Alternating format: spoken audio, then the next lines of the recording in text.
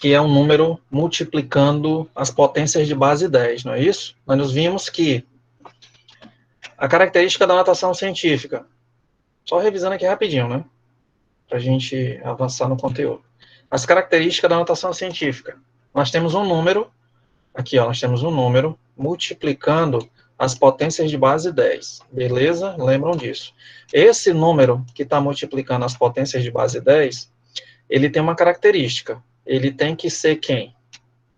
Um número entre 1 e 10. Entre 1 e 10. Mas ele tem que ser menor do que 10.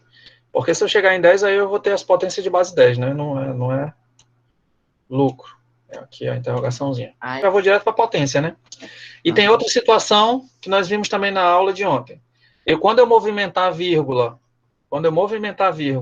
para a direita, o meu sinal vai ser negativo, o sinal do expoente. Quando eu movimentar a vírgula, o meu sinal tende a ser positivo. Então, vocês têm que ficar espertos com esses sinais aí, que se trocar o mais pelo menos, já era, viu? Já foi, já rodou. Próximo. Então, aí nós vimos o seguinte. Do lado esquerdo da tabela, nós temos os números de potências com expoente positivo. Então, aí nós vimos na última aula que esses números são números grandes. E do lado direito da tabela, nós temos os expoentes negativos. Isso significa que nós temos números pequenos, números muito pequenos. Tranquilo?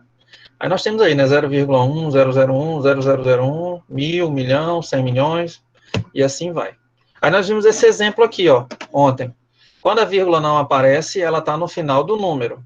Então, eu tenho que lembrar, na notação científica, que o meu número tem que estar entre 1 e 10. Isso é importantíssimo, gente. Se vocês não lembrarem disso aqui, não vai ter significado de notação científica. Esse A, tem que tomar cuidado com ele. Por quê, professor? Porque eu vou movimentar a vírgula aqui, ó. A quantidade de vezes que eu movimentar a vírgula vai ser o nosso expoente. Beleza? Então tá. Aí, ó, se a vírgula está no final e ela está andando para a esquerda, eu já sei que o meu expoente vai ser positivo. Aí eu vou ver quantas casas ele andou. Ó, 1, 2. Se eu parar bem aqui, o meu número que eu vou ter à frente vai ser 175.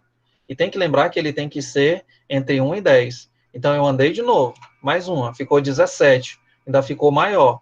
Então tem que andar mais uma casa. Então aí eu vou contar quantas casas eu movimentei. Essa quantidade é o nosso expoente. Tranquilo? Olha aqui, essa é a letra B, que nós vimos ontem. 1.200.000, né? 1.200.000. Então, onde é que está a vírgula? Está no final aqui. Quando não aparece, está no final. Então, eu vou ter que andar para a esquerda. Olha aí o expoente. Já vou ver que o expoente vai ficar positivo. Então, andou quantas casas? Aqui, ó. 1, 2, 3, 4, 5, 6. A vírgula tem que estar bem aqui, ó. Depois do 1. Porque se você deixar depois do 2, eu vou ter um número 12. Fiquem espertos. Professor, e os números pequenos? Olha esse 0,00023. Ele vai andar para a direita. Quantas casas? A vírgula tem que ficar no 2 ou no 3?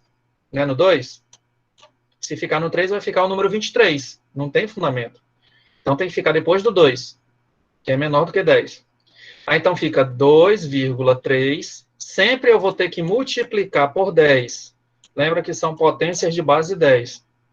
Multiplicou por 10. Contou quantas casas ele andou? Ó, 1, 2, 3, 4 casas. Só que como ele andou para a direita, o meu expoente fica negativo. E aqui é a mesma coisa, ó. 1, 2, a vírgula ficou depois do 7. Se eu colocar depois do 5, o meu número vai ficar 75. Fica maior do que 10. Não é isso? Então, você vai contar as casas. 3 casas, coloca o sinal negativo.